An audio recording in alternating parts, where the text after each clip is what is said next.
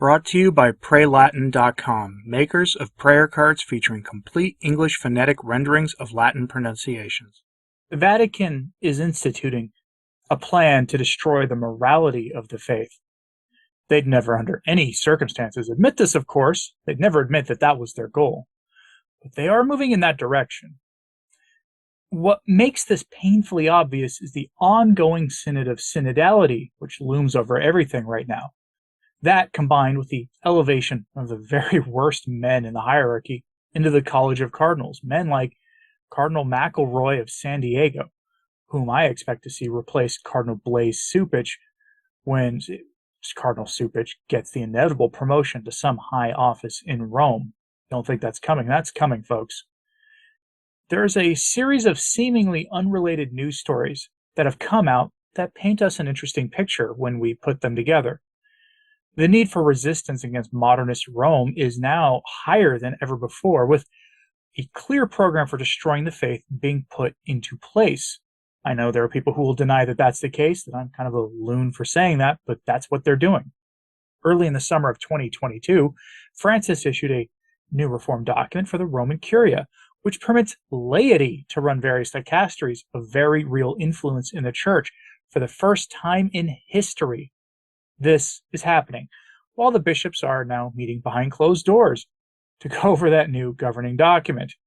And during all of this, Archbishop Carlo Maria Vigano issues a clarion call for the better bishops and cardinals of the church to emulate Archbishop Lefebvre in order to preserve the faith against the Bergoglian onslaught. I know that Vigano's been very busy this week. I'm not going to quote him more than a little bit here, but he's been very busy, and his words are important. We live in interesting times, folks, and I suggest you keep praying for the liberation and exaltation of the church. Francis has created more cardinals than canon law allows, as I told you yesterday, and now they're meeting behind closed doors, with some asking if they're being deployed for some unpleasant purpose to undermine the Catholic faith. It's an important story, so let's start there. Frank Walker of Canon 212 ran this tag for this story. He's got a way with words, he really does. Will the world's cardinals emerge from media blacked out Francis meeting ready to destroy dioceses and parishes even more? Mr. Walker has a gift with words that I don't have, and he asks a rather basic question with that. Will the new batch of cardinals be used to further undermine the faith? It's a fair question at this point. His question frames the following story from the VaticanNews.va website, which is the BBC of the Vatican. Think of Vatican News as the Vatican state-run media like NPR in the United States. From them, headline, World's Cardinals meet with Pope to reflect on Curial reform. 2 days of meetings of the world's cardinals with Pope Francis are underway in the Vatican to focus on Predicate Evangelium, offering a chance for cardinals to get to know each other better and wrapping up with a mass on Tuesday with the newly created cardinals. You know, over at Vatican News, they're about as wordy as Francis is with one of his dreadful encyclicals. Have you ever read one of those things? They're like 3 times the length of preconciliar encyclicals on average. But the closed-door meetings that people have been speculating about going on right now is for the cardinals to get to know Francis's new motu proprio on the reform of the Roman Curia, which has wide-ranging implications for the church. Let's go over some of that now. Quote, during the Angelus of last 29th of May, the same one when he announced the names of the new cardinals, Pope Francis gave news he would convene the College of Cardinals for 2 days to explain the contents and changes of the Apostolic Constitution, promulgated on the 19th of March, which came almost as a surprise given the near decade-long work involved. On Monday the 29th and Tuesday the 30th of August, a meeting will be held of all the cardinals to reflect on the new Apostolic Constitution, Predicate Evangelium. And on Saturday the 27th of August, I, meaning Francis, will hold a consistory for the creation of new cardinals. The document in question went into effect on the 5th of June, the solemnity of Pentecost. The text features and formalizes many of the reforms already implemented by the Pope in recent years, studied and formulated by the Council of Cardinals that the Pope instituted at the start of his pontificate. The Constitution also introduces various changes, beginning with the merging and renaming of several dicasteries. Above all, however, Predicate Evangelium, as the name itself suggests, gives a more missionary structure to the Curia, so that it is increasingly at the service of the local churches and evangelization efforts, end quote. So, a reform of the Roman Curia on paper to put it at the service of the local churches for the purpose of evangelization. Hate to be the one to tell you this, but usually when Francis Church speaks of things being at the service of the local churches, the inverse is true. Greater control by Rome over the local churches. See Traditionis Custodes, for example, which states, unfortunately, that the bishops are to control the Latin Mass, but in practice, Rome is now ordering bishops to end the offerings of the Latin Masses in their dioceses. I've reported on that numerous times here at Return to Tradition. It'll be pretty much the same thing here. This will be accomplished, of course, by building a bridge of dialogue and fraternity between the Roman Curia and the local dioceses. And, building a bridge, I think, is a good metaphor for all of this. Quoting the article some more. One of the main characteristics of the Apostolic Constitution is its missionary dimension, a key to the reform and global direction for the Church for our times. Although specifying the changes in the structure of dicasteries and offices, Predicate Evangelium quote-unquote broadens, in effect, the boundaries of the Curia by creating a direct link with the episcopal conferences and the various dioceses of the 5 continents. With the Constitution, there is now a space for listening and dialogue between the various churches and the Curia. Newly appointed Cardinal Leonardo Stine, Archbishop of Manaus, which is located in Brazil's Amazon region, explained to Vatican News when interviewed at the Holy See press office on Saturday just before the consistory started. Here he continues, "Now you no longer come to Rome to say what we have done, now you come to learn. But also, the Curia knows how to learn in a different way.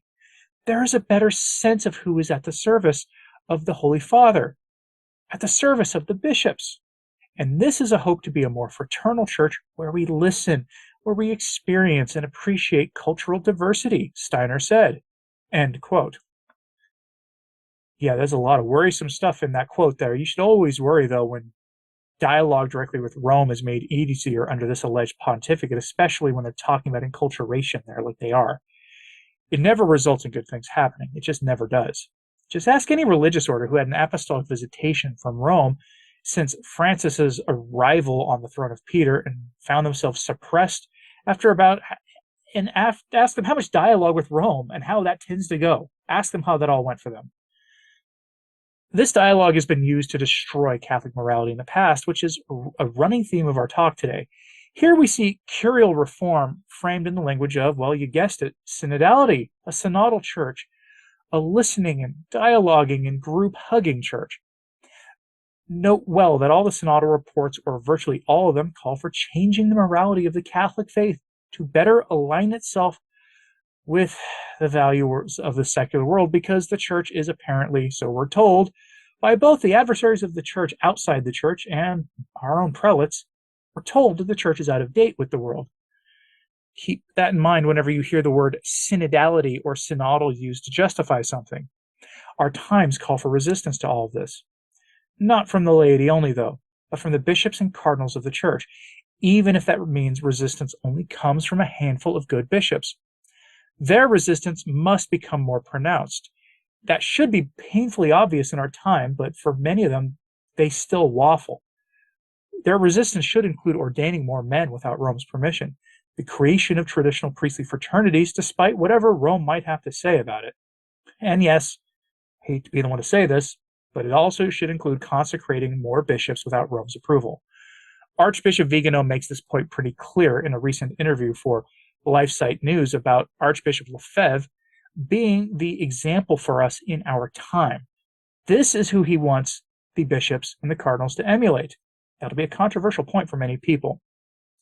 Vigano has been very busy lately with writing and interviews and all the rest, and he provides here some advice for the bishops to consider as they try to figure out what to do during this long period of darkness in the church.